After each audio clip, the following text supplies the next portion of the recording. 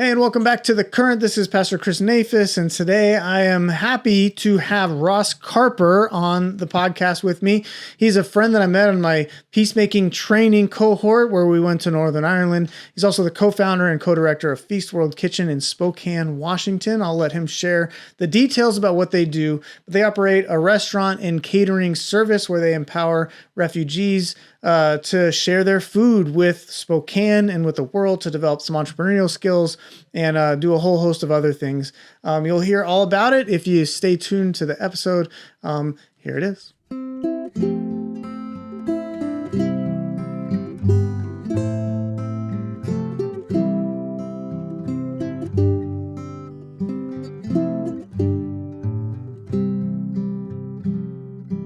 Well, hey, Ross, thank you for taking the time to come and talk to me about all the amazing stuff you're doing with Feast World Kitchen. Appreciate you being here. Absolutely. Glad to be here. So we met on our trip to Northern Ireland. Some of our folks know some about the trip that I went on, the peacemaking training that we did together.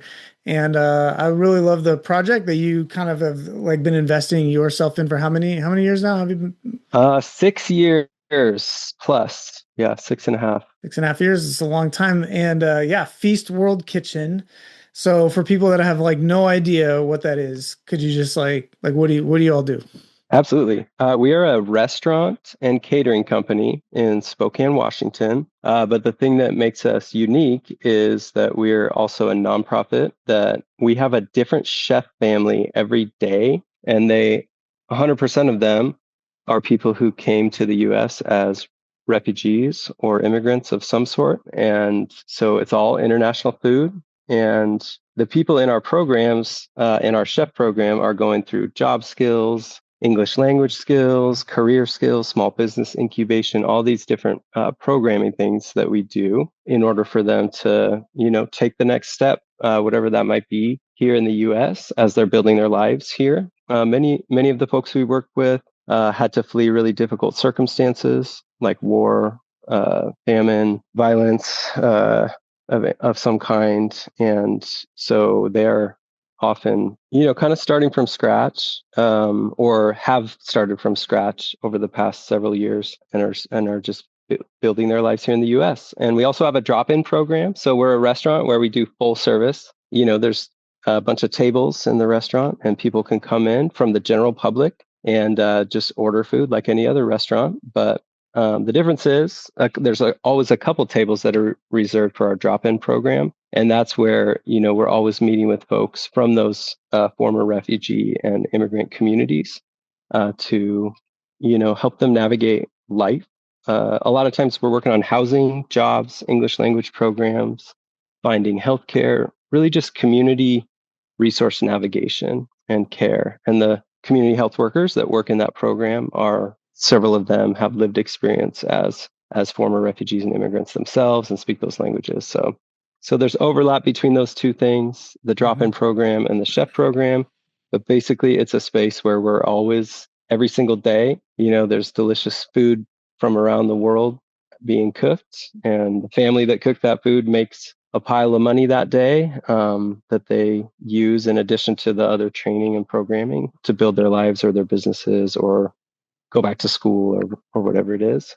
And then, then there's all kinds of other navigation and support going on. And what it really is, it boils down to is it's a network of supportive friendships around food. Yeah, that's so cool. So like everything is kind of like the restaurant is like this hub for all these different like branches of things that are happening, including like how the food gets prepared and then the people even some of the people who eat the food. So like if you're just coming in from the outside, it's just like you're going to a restaurant and you get to eat some delicious food, but then in the background. So like you said, there's a different chef every day. Do they have like a day of the week, or is it literally like 365 days, 365 chefs, or how does that work? No, that's a good question. We have usually about maybe 30 or so who are active at that stage of the program where they're featured in the restaurant as a chef.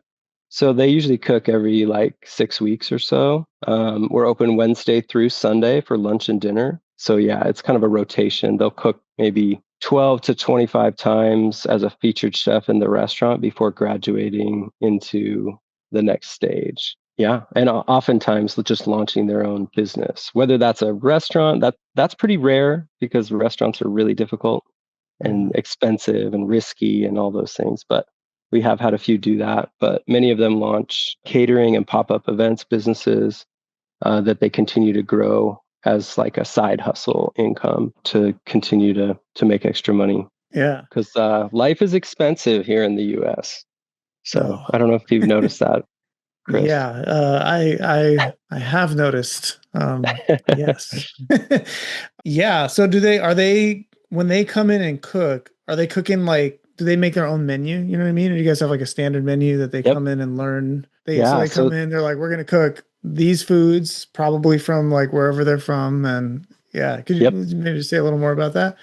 Yeah, absolutely. So they love, I mean, it's a point of pride for everyone to share a little bit of who they are, where they're from, and food is the way that, our chefs do that. And, a lot of people love to do that, Sure. even if it's regional, like, oh, I'm from the South, I do this amazing barbecue or whatever. Like we do that here, but people have a ton of pride in the food that they bring from their home culture. And so we do work with them to build their own menu. And we sort of encourage them, like, what would you cook if it was like your daughter's wedding back in, Sudan or something? And so that helps spark the creativity for them to really share the best of their home culture and what they're good at cooking.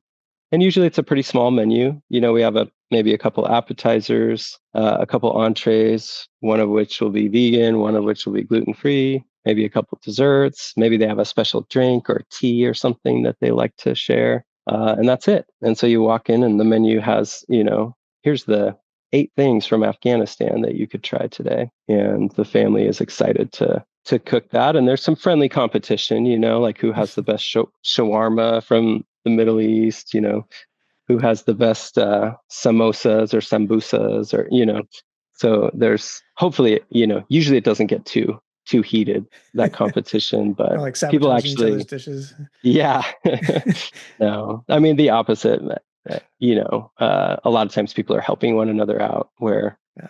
if it's not your day cooking, you might have a relationship with that other chef through the program, and you're jumping in to be sort of a support staff person for them that day. So it's pretty cool how that network works. Yeah. Yeah, and they're like getting to see kind of how a restaurant runs here in the US and Yep. learning all these entrepreneurial skills and thinking creatively and then getting some like maybe even mastering some recipes maybe that they could use for catering or wherever else. Absolutely. Yep. Yeah, All of the above. That's right. man. And some of them owned restaurants back in Yeah, their, they know what they're doing. Yeah. yeah.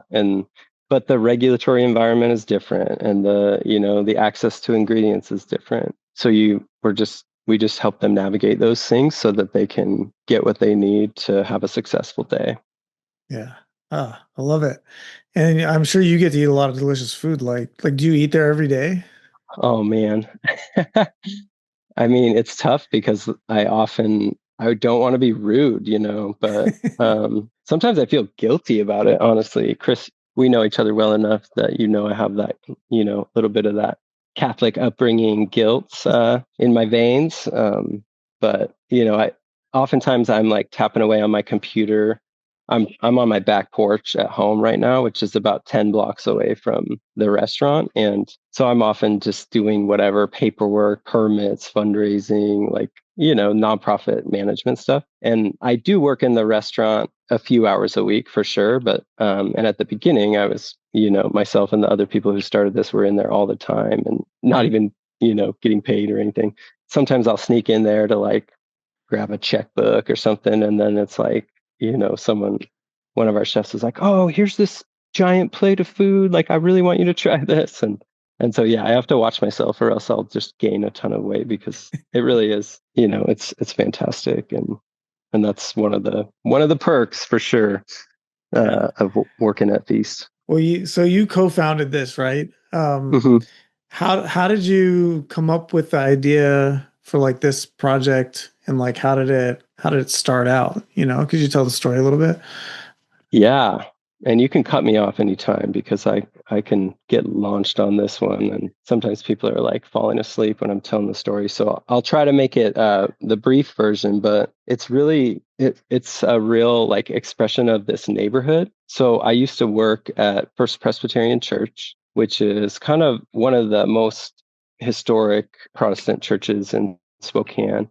And that place has been, I attend there. I'm a part of that community, but I used to work there in youth ministry. And then after, this was maybe almost 10 years ago, I decided to move into a role. They had posted a job in more like community engagement, like helping connect the church with the community, particularly marginalized members of our community, service, conversations about social justice, discussion forums, connectedness with nonprofits who we really overlap, missionally with, and it just, I love that kind of work and sort of in the missional space. And I that was a half-time job. So what I did was I figured, oh yeah, of course, I'll start a breakfast food truck to make the other half of my living work out. Which when I thought of that idea, I thought it was going to be a lot easier than it actually was. But just like just like you were running the food truck, selling the food, just a side gig for yourself.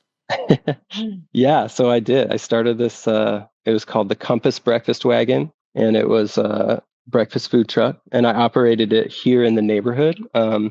So when I say the neighborhood, I mean the lower South Hill of Spokane, which means nothing to most of the people listening to this, I'm sure. But yeah, just it's pretty central area in our city. Spokane is not the most diverse place in the world, but this neighborhood has a lot of diversity in it because there's a lot of kind of older, somewhat rundown apartment complexes or old kind of mansions that are cut up into a bunch of apartments in the neighborhood, and a fair amount of those apartments are where folks who came here as refugees have their first place.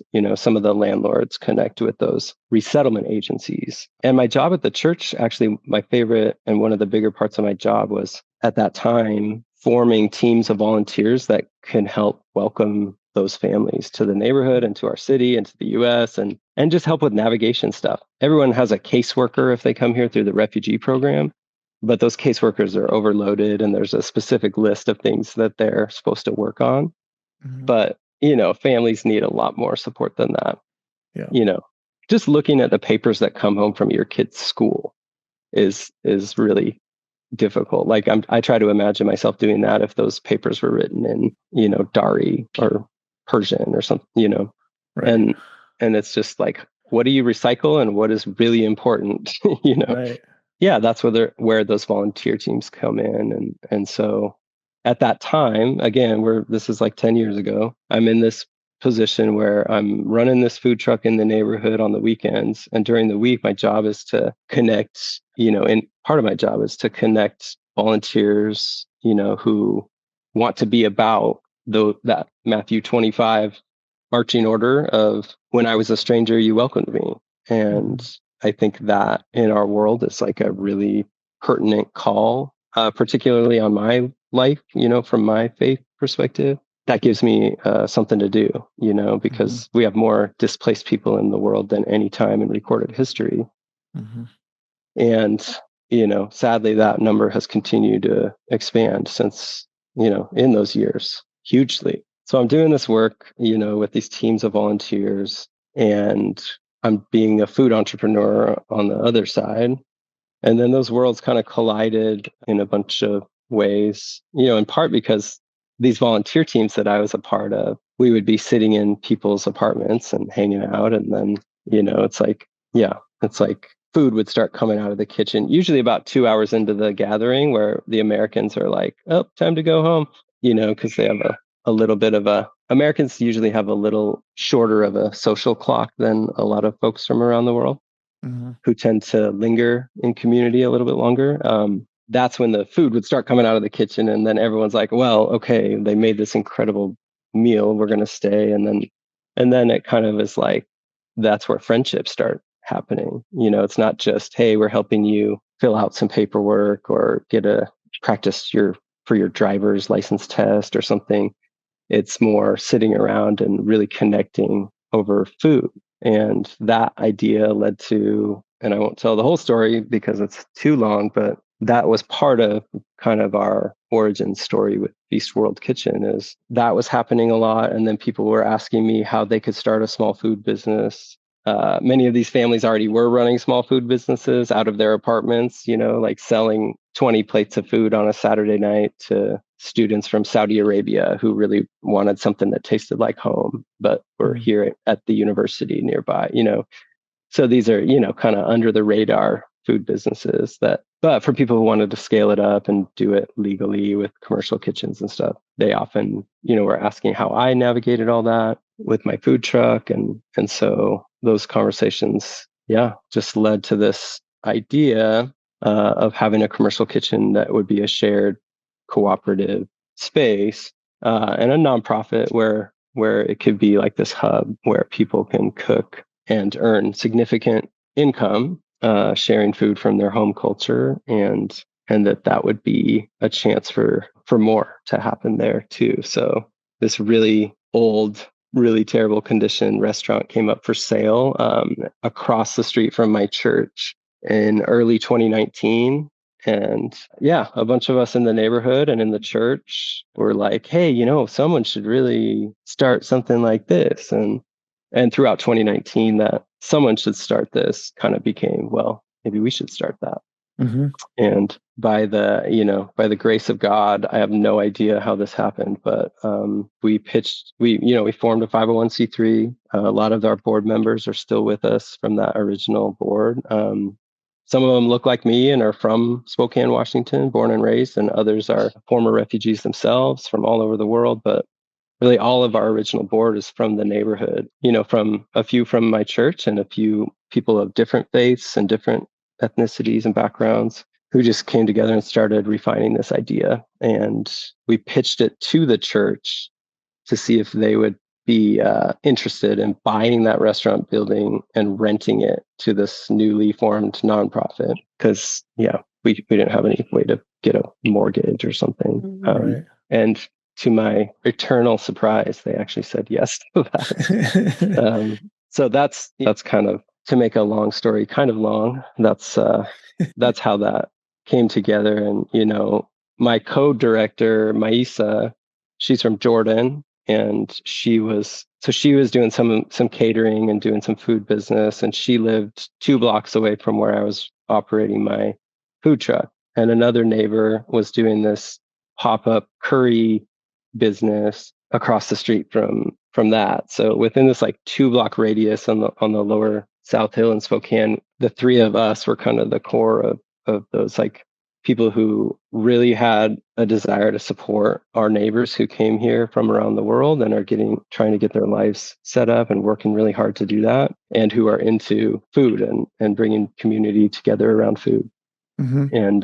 And that was kind of the core team as we continued to get going. And we did a Kickstarter in end of 2019, and then after, right at the end of 2019, we did our first catering, and then which, as everybody knows, is the perfect time to start a restaurant, right at the beginning of 2020, right? Yeah, especially a catering company. Yeah, catering company, large events. Yeah, gotta have really big events. So in March, all of the catering business went away, and we pivoted quickly to you just take out. We started with 1 night a week, and it was no contact takeout. We were all hazmat suit, masked up, bringing food out and putting in people's trunks of their cars and stuff during early COVID time. And to be honest, we sold a lot of food during that time because takeout was the only fun thing you could do, and people were really excited to to do something at home that was supporting the community. And we would make these little sheets, and we still do, but at the time we would make little sheets with QR codes or links to YouTube videos where people can listen to the music of that culture while they're having the meal. Cool.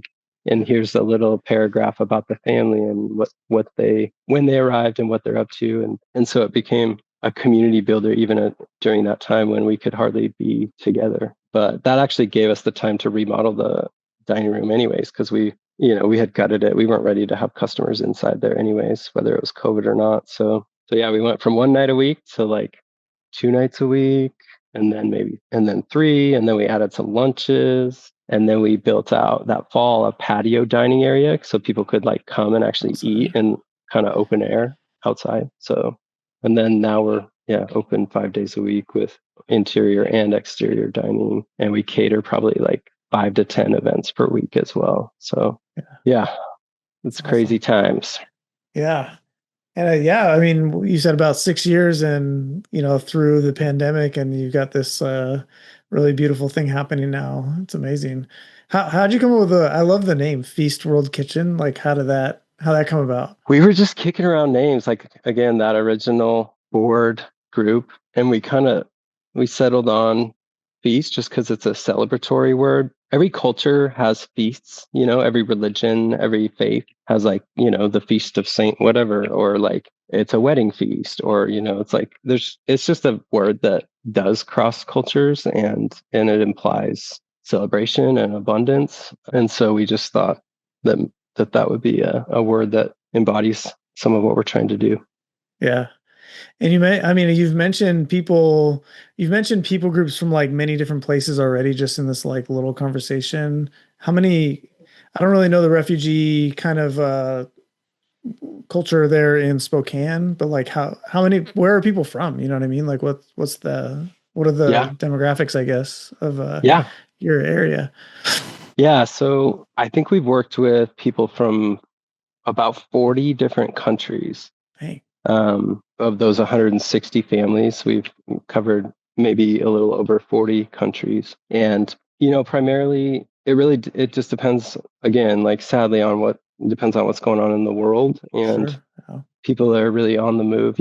Since we started Feast, more and more people have been displaced by violence. Afghanistan fell to the Taliban, and hundreds of Afghan folks ended up, through different government programs, ended up in Spokane and many other places. And of course, Russia invaded Ukraine. So we have a lot of Ukrainians who came a few years ago because of that. And these are people we know that we wouldn't know if they hadn't experienced that trauma of being forced to flee because of it just wasn't safe. But other refugees are like people from Iraq who worked with the U.S. forces there, in some capacity, so it wasn't safe for them to stay. Or the situation in Darfur, Sudan, has become the worst humanitarian crisis again in the world.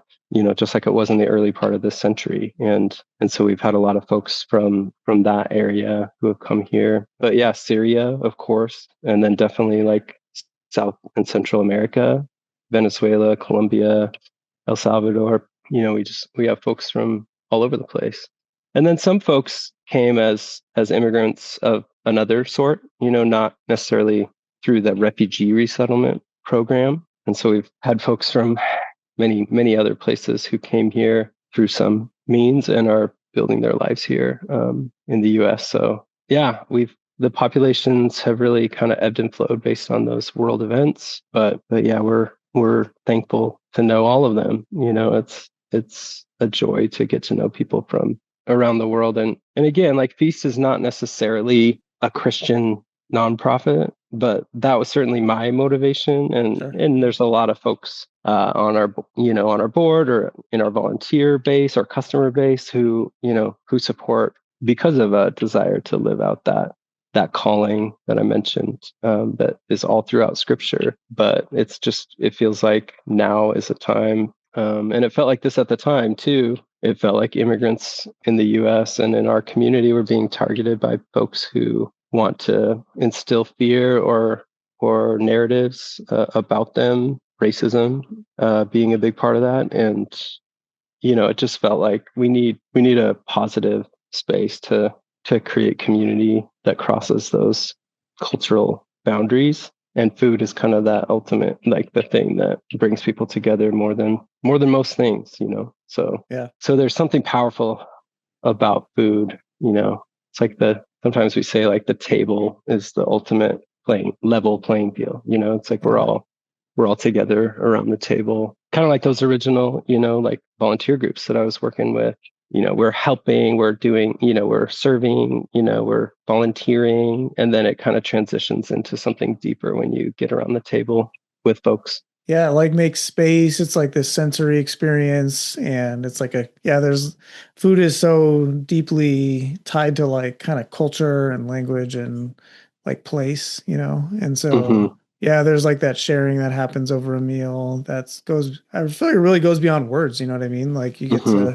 you get this like full on embodied experience of like experiencing something together, but then also like something that someone made and also someone grew and so you know what I mean? Like all the steps that bring things to the Yeah. table are like so much of like and then it's literally the food is what makes us who we are, right? So Hmm. yeah, I love it. Yeah, we talk about mutual hospitality. That's one of our organization's values is, yes, like, people who look like me, who are involved with us, we want to extend hospitality to the United States, and with all the warmth and love and friendliness and support that we can. But in our space, we're also like, I am a recipient of hospitality Right. all the time there, and it's this mutuality of we're supporting one another, and helping each other out, and I receive a lot in that work as well, and so that's how we want it to feel, is that a sense of mutual working side by side with one another to help each other take the next steps. For me, it might be taking new steps in education and learning about different cultures, or facing some biases that I might have, or learning about food, or learning how to cook some different types of food, or whatever it is. But for others, it's a step of like learning how to navigate and support their family in this environment. So yeah, Yeah. it's pretty fun. Well, I love the entrepreneurial model of it because there's like, yeah, like that dual hospitality thing. I mean, at our church, that's been an important thing for us too. As you know, we have a lot of folks on the Hmm. street, and there are people that most of the world just looks at and thinks they have nothing to offer the world. But when you invite Right. people in to share their gifts and their giftedness, which everybody has, there's something so like empowering about that and dignifying and like the ways that we can serve together and not just be like have this charity sort of dynamic of like Right. we give you everything, but like when it's more mutual and relational, there's the back and forth. Like there's so much more potential for meaningful, deep relationships to form, and for people to like you said, meet each other on the level playing field of the table. Like I love how you put that. And Hmm. I also think like there's something about the way that our like the kind of the job culture of the United States is so like corporate now that everybody's expected to just kind of like fit in and get a job working at McDonald's or Walmart or you know what I mean, and you kind of have this like huge organization that does everything these certain ways and you just kind of fit into this slot and you do the job expected of you. But when you're doing like entrepreneurial work, which like you're doing and you did before you even started this program, my Rachel, my wife is, started and runs a small business. We planted a Hmm. church. You just kind of, there's this like autonomy in it that it's hard to describe. It's like a responsibility and a weight that you always carry, but there's also like this inherent like freedom in it that Hmm. is so good. You know what I mean? Hmm. Like, have you seen that with the folks? Like, are they, and you can kind of create your own way, and maybe people that wouldn't fit so well in the corporate culture of wherever, like they can make their own way where like this like thing that offers you a living, it matches your gifts and your time and your rhythms and you know what I mean? Hmm. Am I imposing things or are you seeing this too in what you're doing? Oh, absolutely.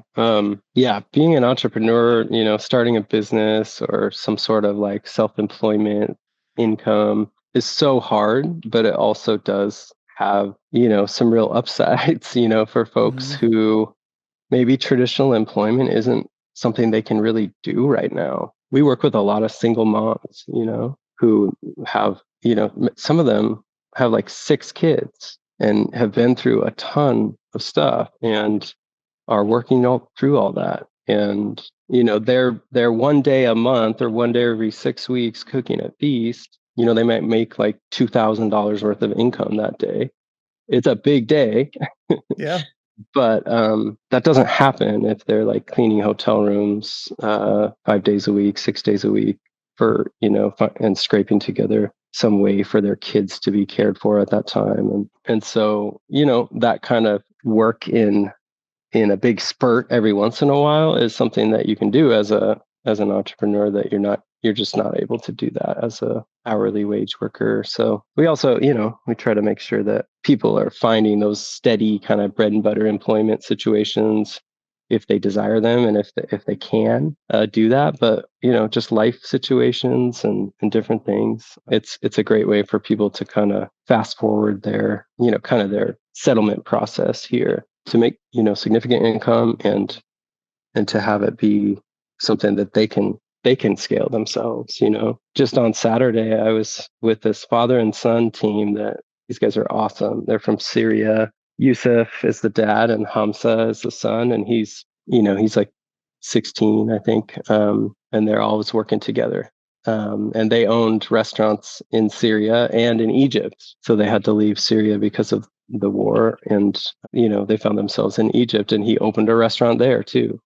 These guys are good and they know they know how to make really great meals. And, I almost cried this morning when I read the online review from this couple who had hired us to cater their wedding. And these guys did it. They actually bought suits for the occasion. I was like, it's a wedding, so maybe like wear a polo shirt or something under your under your apron. And Right. these guys show up in suits. That's awesome. I mean, they cooked all day, and then they, once the food was kind of ready in the warming units and stuff, they're like, okay. And then they went and changed into these nice suits that they had ordered online for that occasion, and they made great money that day. But, Yusuf, the dad, he was working in sort of a manufacturing situation until recently. And he's been scaling up what he does as a food entrepreneur to the point that it makes more sense for him to focus on that than working in a factory. So, and it's of course more aligned with what he loves, and the joy that he exudes when he's cooking that's true of the many of the folks we work with. You can tell how much joy they have. But that's just another day in the life of Feast.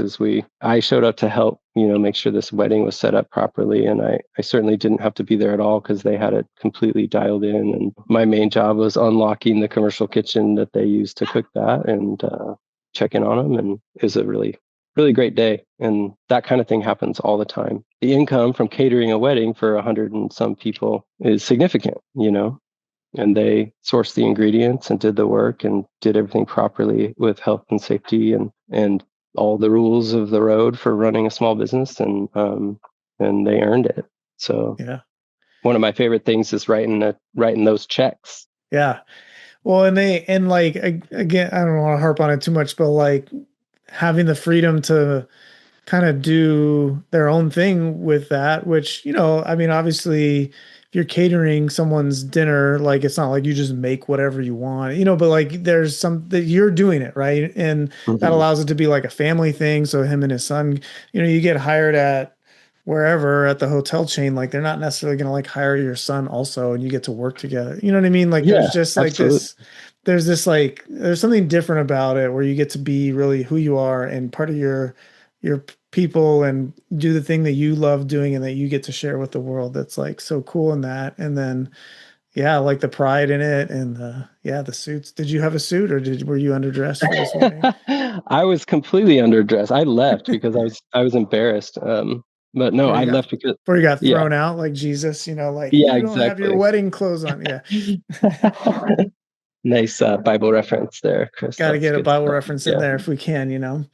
Uh, No, they yeah. didn't need me there. So I had a button up collared shirt on and an apron, but I just, I was just kind of there to just kind of say hello because I knew that they had it and help get some things set up. But yeah, I mean, it's just a part of this couple who got married. This was at like the Spokane Central Public Library. They Okay. got they got married on the top floor of our brand new, nicely remodeled library, and it was just cool. And that's a memory for them and their guests that they'll always have. And they wrote that review today that was like, we were just like our guests were so thankful for Chef Yusuf and Hamza and the service and the food. And, our wedding planner does, 30 weddings a year or whatever. And she said she's never had food that good at a wedding. So it's like, yeah, good job, guys. Awesome. I feel like Oh, Yusuf's gonna get another wedding soon, probably with that wedding planner. exactly. Yeah, Well, seriously. And those are relationships that, like, as vendors, like that could end up being a huge income source for him.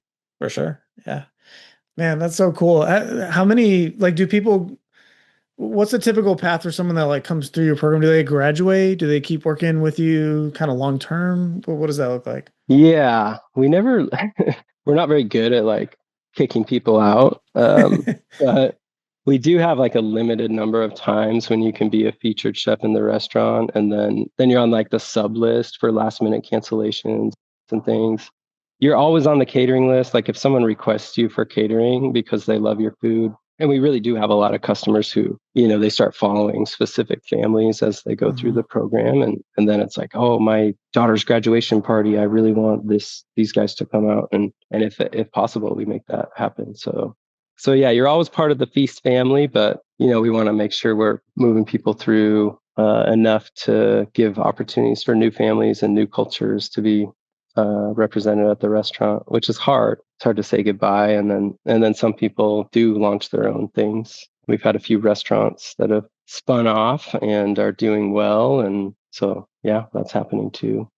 But it's not. We are not necessarily like guiding people toward that specific outcome because of how risky and difficult it is, lifestyle wise and financially, and so for some, they want to do it, and immigrant families have always succeeded owning restaurants in the U.S. So we never want to say no for people or anything, but it's just as big of a win if someone in our program realizes they really don't want to do that every day and Yeah, take on this massive like risk and debt and rent this place for $9,000 a month, and say, maybe I'll just kind of cater as a side hustle, but go back to school to be a nurse or something, and we'd love to facilitate that too, so a lot of people think of our program like as a restaurant incubator, but we are much more open-ended than that, because the point is, we want to incubate flourishing, not just restaurants. sure. Restaurants that's one outcome of many, and it's a really low percentage of folks who are going to be able to do that. And Right.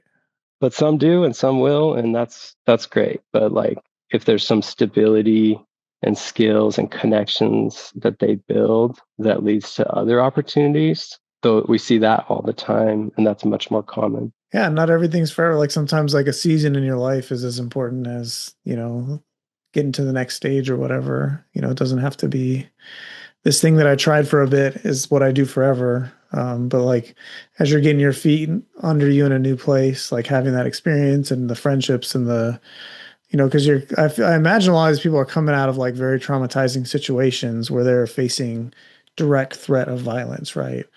And so Absolutely. as you have time to like just kind of settle yourself, your mind, your nervous Mm. system, having like that community, I feel like would be invaluable.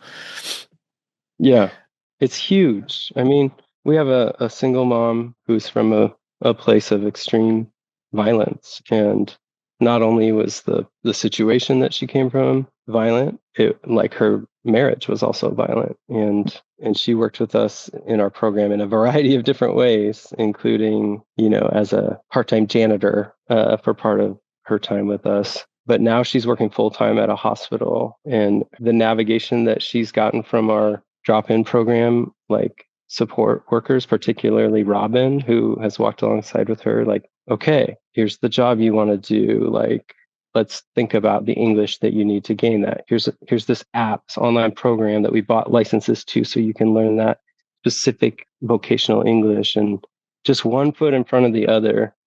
And she's in a place of stability that, like, I mean, I don't even want to share other details just in terms of identifying people, but like not only the violence, but like specific, like one of her children, a lot of health problems too. Mhm. And so just like, gosh, the strength that woman has is absolutely, I don't know how to even imagine or describe like what that must be like to be her.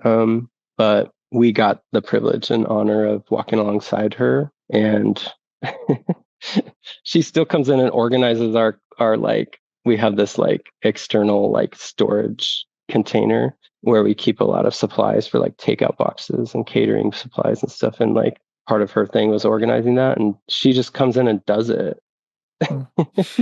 Even though she works full time at a hospital, and she's a single mom, she just wants to give back. And like the friendships we have with her, and 100 other people like that, are worth so much. Yeah. But yeah, it's pretty joyful to see people move from one point to another, and the friendships that happen along the way. Yeah. Yeah. Yeah. She probably wants to stay just connected, and Yeah, it's absolutely. awesome. I love it. So I want to ask also, so like when we were in Northern Ireland, we were getting news from back home. Part of the news Mhm. was that a restaurant in San Diego had been raided with like a really strong bona forchetta. San Diego people that are listening to this probably know the restaurant, and it's one of our favorite places. And then the LA stuff was going on where like the raids were getting really intense in LA, and there was a huge community pushback. They ended up calling in Marines and stuff. There was also some things happening in Spokane where like there were some people in or near your restaurant that were also sort of getting arrested by ICE. Well, what's happening? Because it was interesting because we there was a bunch of Spokane people on the trip with us, and so I was hearing about the Spokane thing, and I got home and I was like, was Spokane like in the news? Did people hear about it? And not really. It hadn't been national news, which makes me think this stuff's probably happening all over the place, Mhm. but it's only getting sort of national attention in a few places. Mhm. What happened and what's going on there now? Yeah.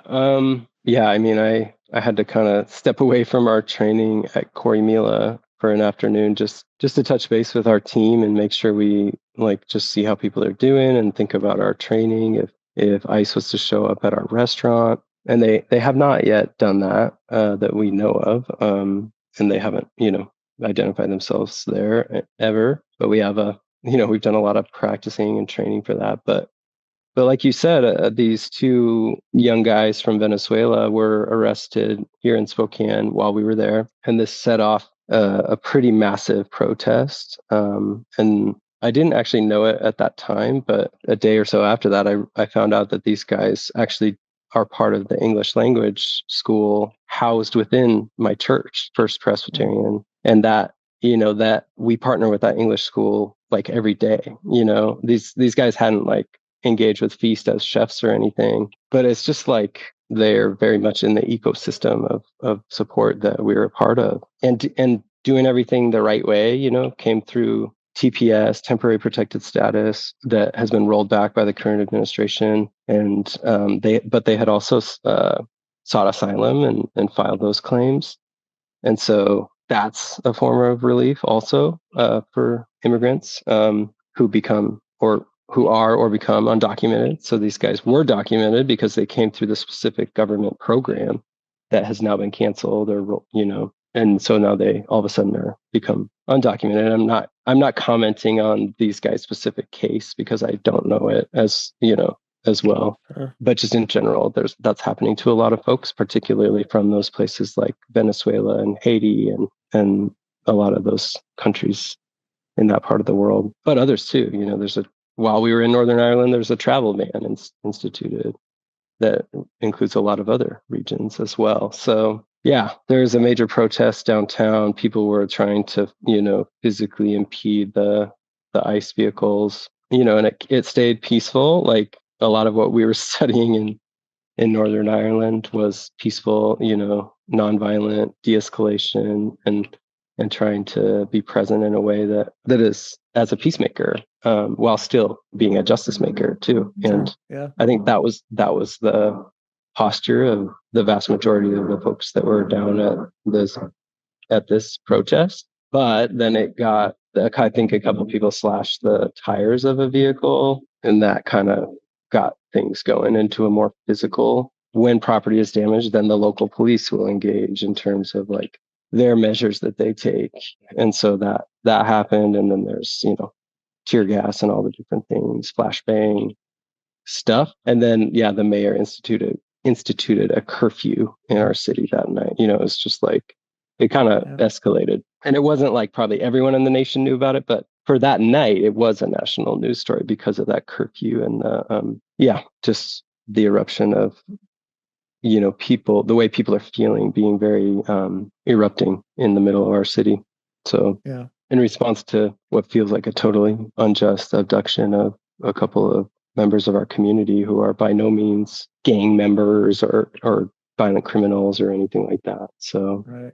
with the people in our programs, like there's a whole spectrum of their experiences as immigrants. And there probably are more undocumented folks than I even know about, who help with the cooking and things like that. We have a certain amount of documentation we have to do, but we certainly don't go beyond that. Yeah, for obvious reasons. And we just want to be pro-human. And that's like our friend Jer, who led our global immersion experience along with Oshita. And, the idea of being pro-human is for some reason that's countercultural in our society right now, Chris. And that's something to lament and to try to stand against in the ways that we can. But yeah, there's people who are afraid, even if they're totally legally documented and like perfect Right. like status. There's people who are just afraid that they're going to get picked up because it doesn't seem like these cowboys really care about that sometimes, or that's the perception, or something happened that they heard about to someone who has a green card or who has citizenship even, or or it's just maybe less of that and more just the sadness of knowing that their families might not be able to come here Yeah. and join them as immigrants because a lot of these programs are completely shut down. And I've talked a lot about refugees. The refugee resettlement admission program is not a thing in the U.S. right now, Mm. and that's yeah, with the times that we live in and the 120 some million people who are displaced by violence around the world that we see, feels like a tragedy that we're not able to be part of a new start for some of those folks right now. Yeah. Well, and like those policies and the way that they're enforced, it affects so many people. And I think people often think about people who are getting arrested, families being split up, all the direct impacts. But I think about all of the fear that is instilled in everybody else and all of the stress that like communities have to bear, not knowing what the future is going to be. As you see the administration, building up more and more detention centers and adding to like the ICE agent payrolls and just kind of gearing up for what seems like a more massive deportation process and definitely promising that to the community, which voted for this. I just think about all of the people who are kind of living with like the dread of possibility, even if it never comes. You know what I mean? Like, especially after having come from somewhere else where you left for a reason. Like maybe you already felt unwanted, unwelcome, under threat there, and then now coming here and finding yourself once again in a position of like, do people want me here? And am I in danger again myself here? And am I going to get thrown back into a dangerous situation? Mm-hmm. It just, I don't know. It's just, it's not good. Yeah. I mean, sadly, there's a lot of folks that we work with who this kind of stuff feels really pretty familiar to them. And like you said, like some of them came here to get away from that. Like maybe their husband was a political protester in some place where if you are protesting the strong man in power, you could have a van show up and take you away. And the beauty of America is supposed to be that that's not how it works. Right. Well, that's how it does work for some people here now, and so I think we need to try to figure out how to keep standing up and saying that we want to be about something. We want to strive to be the thing that America has always striven for and never actually fully embodied, which is that all people are created equal.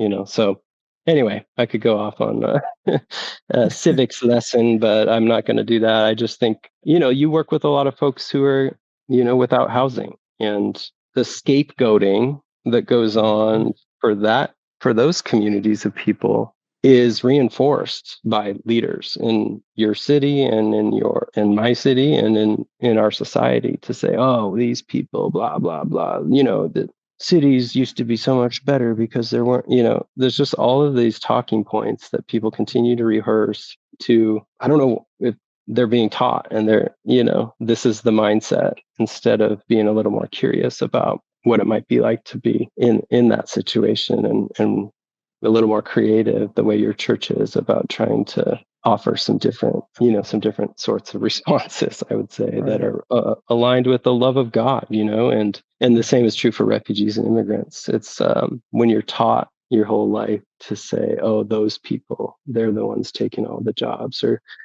they're dirty, or they're blah, blah, blah, whatever it is. Oh, and, I used to go out and all I heard was English, and now I can't go anywhere without hearing, whatever language. And I just think we need to teach our kids some different narratives about, because aside from policies and people being picked up by ICE and things like that, there's an emboldening of people's behaviors in schools and in public when the leadership is reinforcing that. Yeah. So kids that our chefs and other people in our programs are sharing with us the things that are being said to their kids at school that Mm. 2 years ago weren't being said, because we're just at a heightened place right now, and kids will repeat those things if that's what they're hearing at home. And Yeah. anyway, I just it occurred to me thinking about your work and the communities that you hang out with, and yeah,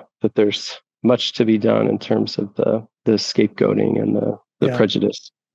So, Yeah, I mean, as I've talked to, so like we've been doing this podcast, I'm talking to people who are doing all kinds of different work, and the parallels are just always there. You know what I mean? And I think that's part of what's fun about even just doing this, having these conversations for me, is that it's inspiring for people in our context to think even in parallel ways about like, oh yeah, that dynamic that's true for the immigrant community in Spokane is also true for the unhoused community in San Diego. And mhm, oh, that cool thing that they're doing there, like maybe something similar could happen, even if it looks a little different because the mhm, context is different where we are.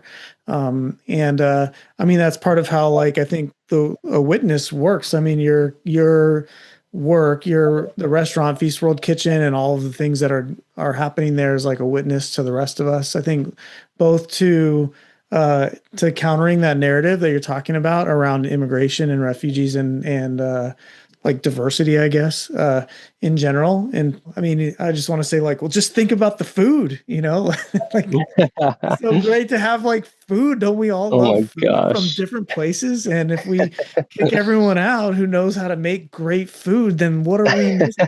That's just, I mean, that sounds kind of silly, but like, that's like all of life, right? I mean, I wish we could hear different languages being spoken in our places and be like, this is awesome. Like, there's people that have Yeah. all this different wisdom and knowledge and experience that they bring with them from their culture and from their giftedness and from the arts and from all the things that happen, and celebrate it instead of being like, oh, we gotta get back to English only or whatever. It just seems so silly to me, I know. frustrating.